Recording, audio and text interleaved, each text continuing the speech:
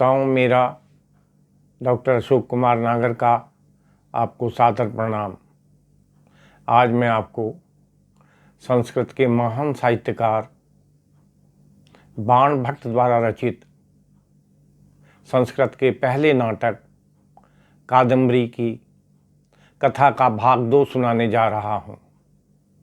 इससे पहले भाग 1 में मैंने आपको बताया था कि किस प्रकार उज्जैनी के जो राजा हैं तारापीड़, उनका पुत्र चंद्रपीड़ अपने घोड़े इंद्रयुद्ध पर सवार होकर और अपने मित्र वैशंपायन के साथ दिग्विजय के लिए निकल जाते हैं।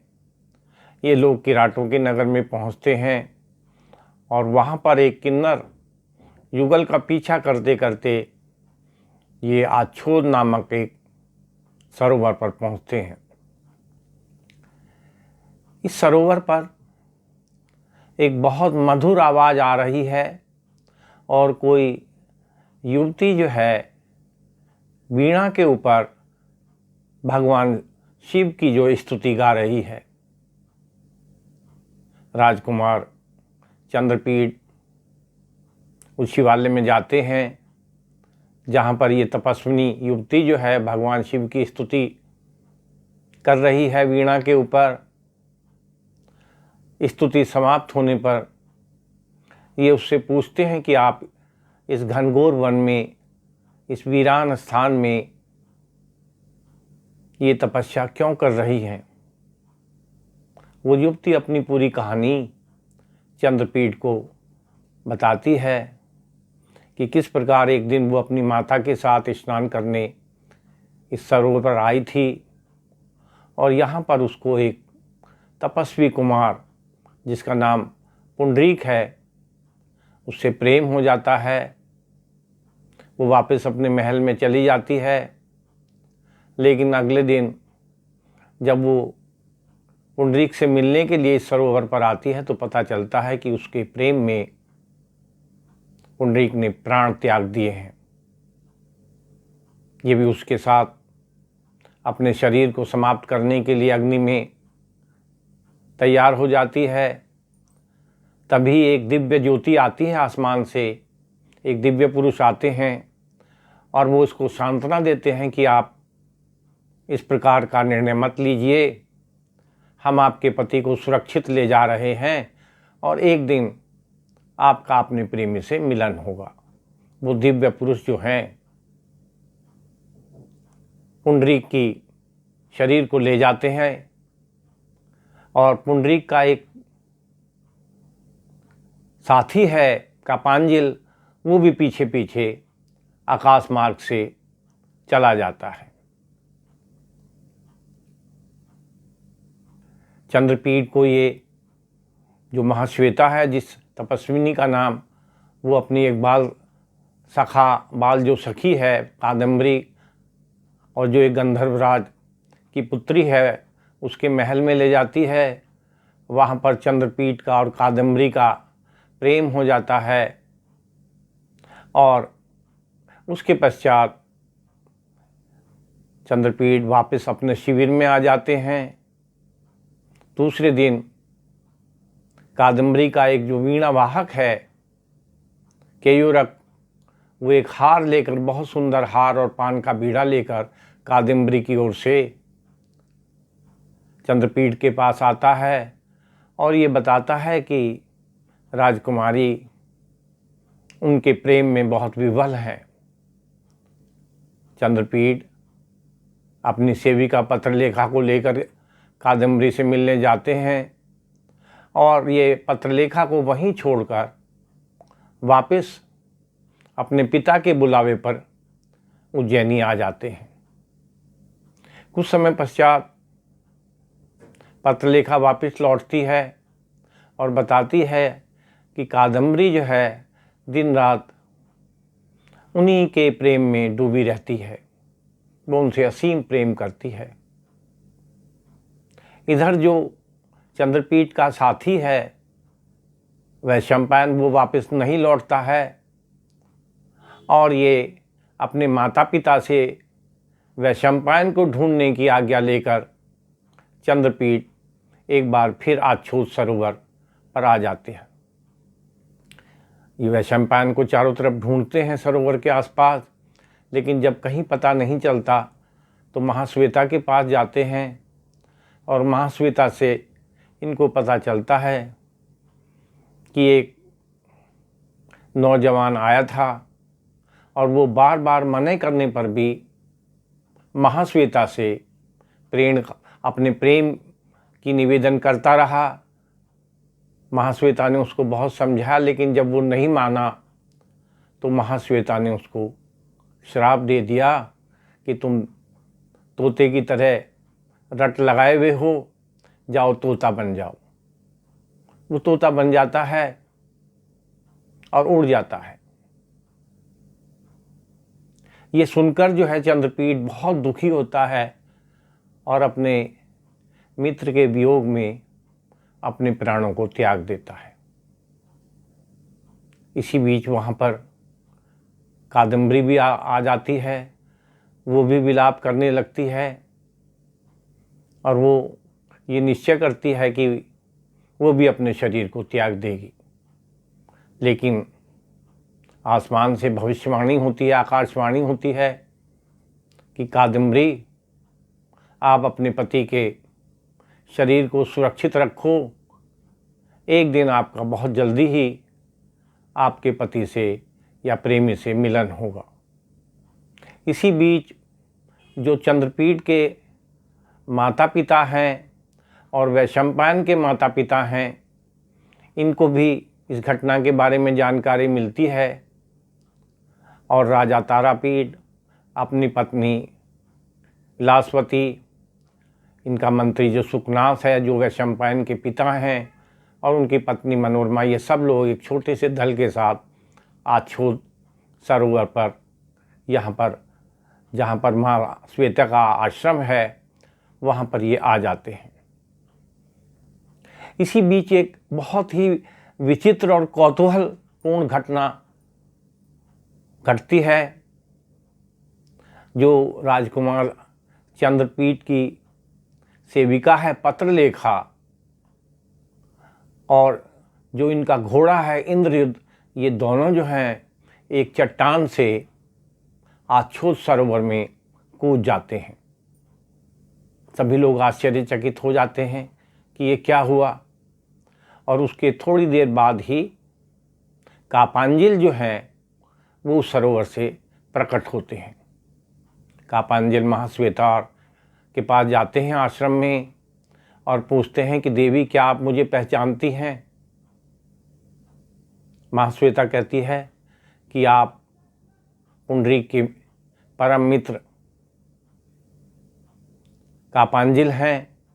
आप ये बताइए कि पुंडरीक कहाँ हैं, कौन उनके शरीर को ले गया, क्या वो जीवित हैं या मृत हैं? कापांजिल कहता है कि जब दिव्य पुरुष पुंडरीक के शरीर को ले जाने लगे तो मैं भी उनके पीछे पीछे वायु मार्ग से चंद्रलोक में पहुंच गया। वहाँ उन्होंने बताया कि जो उसके शरीर को दिव्य पुरुष ले गए हैं वो स्वयं चंद्रमा हैं, और उन्होंने कहा कि क्योंकि एक बार कामासक्त होने पर पुंडरीक ने चंद्रमा को श्राप दे दिया कि तुम मनुष्य योनि में जन्म लोगे और मृत्यु को प्राप्त होगे। तो प्रतिशोधवश चंद्रमा ने भी पुंडरीक को श्राप दे दिया कि तुम भी जन्म लोगे और मृत्यु को प्राप्त होगे। हमने इनका शरीर जो है, पुंडरीक का शरीर, चंद्रलोक में सुरक्षित रखा है और बहुत जल्दी ही ये श्राप समाप्त होगा और इनका महाश्वेता से मिलन होगा। वो कापांजिल को कहते हैं कि आप जो इनके पिता हैं श्वेतकेतु ऋषि, उनके आश्रम में जाइए और उनसे कहिए कि वो इनको जीवित करने के लिए कोई उपाय करें।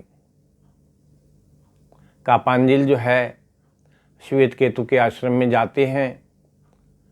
श्वेत केतु कहते हैं कि योग विद्या से उन्हें सब कुछ मालूम हो गया है और वो बहुत जल्दी ही इनको जीवित करने के लिए आयुष्कर नाम का एक यज्ञ कर रहे हैं। लेकिन ये जो तोता है ये जाबाली ऋषि के आश्रम में है और आप इस तोते के पास जाइए और इससे कहिए कि ये आश्रम को ना छोड़े। इधर जाबाली ऋषि जो है अपने शिष्यों को इस तोते के पूर्व जन्म की कथा सुना रहे हैं और वो कहते हैं कि जब मैंने इसको ये बताया तो इसको अपने पूर्व जन्म की सारी कहानी याद आ गई। इसने मेरे से पूछा जाबाली ऋषि से कि आप मुझे ये बताइए कि मेरा अपने मित्र चंद्रपीठ से और महाश्वेता से कब मिलन होगा। तो मैंने समझाया कि अभी तुम छोटे हो, जब तुम्हारे पंख बड़े हो जाएंगे तब तुम उड़ के जाना और तुम्हारा इन दोनों से ही मिलन होगा। लेकिन मुझे तोते ने कहा राजा शूद्र को, जो तोता अपनी कहानी सुना रहा है, तोते ने कहा कि मुझे अपने मित्र चंद्रपीठ से और महाश्वेता से मिलने की इतनी तीव्र इच्छा थी कि मैं एक दिन उड़कर जाबाली ऋषि के आश्रम से चल दिया। क्योंकि मेरे पंख अभी पूरी तरह से विकसित नहीं हो पाए थे, मैं बहुत ज़्यादा नहीं उड़ सका और एक कमल सरोवर के पास पत्थरों पर बैठ के मैं वहाँ पे ये सोचने लगा कि मैं कुछ कमल के जो बीज हैं इनको खाऊंगा और कुछ पानी पीऊंगा। इसी बीच मुझे एक चांडाल ने पकड़ लिया और उसने जो है अपनी कन्या को दे दिया और वो कन्या जो है मुझे लेकर आपके महल में आ गई। इससे आगे की कहानी मुझे मालूम नहीं है। इससे आगे की कहानी जो है वो ये चांडाल कन्या ही जान सकती है। राजा शूद्रक जो है तुरंत आदेश देता है कि चांडाल कन्या को दरबार में उपस्थित किया जाए। चांडाल कन्या दरबार में बुलाई जाती है और वो कहती है कि ये जो सुख है, वैशंपायन नाम का जो सुख है, यही जो है पूर्व जन्म का पुंडरीक है और मेरा ये श्वेत केतु का मानस पुत्र है। इसकी माता मैं ही हूँ और बहुत जल्दी ही ये श्राप से मुक्त होगा। और राजा को साथ साथ ये भी बताती है कि आप भी चंद्रपीठ हो और आपने शूद्र के रूप में जन्म लिया हुआ है। इतना कहने के बाद जो चांडाल कन्या है, जो लक्ष्मी वास्तव में लक्ष्मी हैं, वो आकाश में विलीन हो जाती हैं। इन दोनों में आपस में वार्तालाप होती है।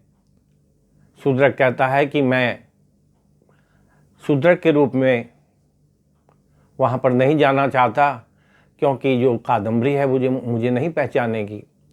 इधर ये जो सुख है तोता वैशंपायन, ये भी कहता है कि मैं वैशंपायन के रूप में जन्म नहीं लेना चाहता, मैं तो पुंडरीक बनना चाहता हूँ जिससे कि मुझे महाश्वेता पहचान सके।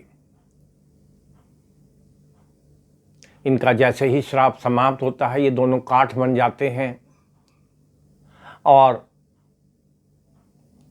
शूद्रक जो है चंद्रमा के रूप में, एक चंद्र ज्योति के रूप में जो मृत शरीर है चंद्रपीठ का, उसमें प्रवेश कर जाते हैं। वसंत ऋतु का समय है। कादम्बरी जो है अपने पति को कालिंगन करती है तो देखती है कि चंद्रपीठ जो है जीवित हो गए। बहुत खुशी मनाती है, महाश्वेता भी खुश हो जाती है और इसी बीच में आकाश मार्ग से पुंडरीक और उनका जो साथी है कापांजिल, वो दोनों भी प्रकट हो जाते हैं। तो इस प्रकार श्रोताओं हम देखते हैं कि पुंडरीक का महाश्वेता से पुनर्मिलन हो जाता है और ये जो चंद्रपीठ हैं इनका कादम्बरी के साथ पुनर्मिलन हो जाता है। इनके माता पिता भी वहाँ पर उपस्थित हैं, दोनों का, पुंडरीक का और महाश्वेता का विवाह हो जाता है, इनके पिता विवाह करते हैं। और इधर चंद्रपीठ का और कादम्बरी का विवाह हो जाता है और ये लोग जो है वापस उज्जैनी लौट आते हैं। कुछ समय के लिए ये उज्जैनी में रहते हैं और कभी ये हेमकूट पर्वत पर चले जाते हैं जहाँ पर महाश्वेता के पिता हैं। और इस प्रकार जो बाण भट्ट ने पूर्वार्ध इस कहानी का प्रारंभ किया था, और श्रोताओं मैंने बताया था कि पूर्वार्ध लिखने के पश्चात ही उनकी मृत्यु हो गई थी, उसका जो उत्तरार्ध है, अंतिम भाग जो है, वो उनके यशस्वी पुत्र भूषण भट्ट ने पूरा किया। तो इस नाटक का जो 3 जन्मों की कहानी है, चंद्रमा जो है चंद्रपीठ के रूप में जन्म लेते हैं, उसके बाद ये राजा शूद्रक बनते हैं।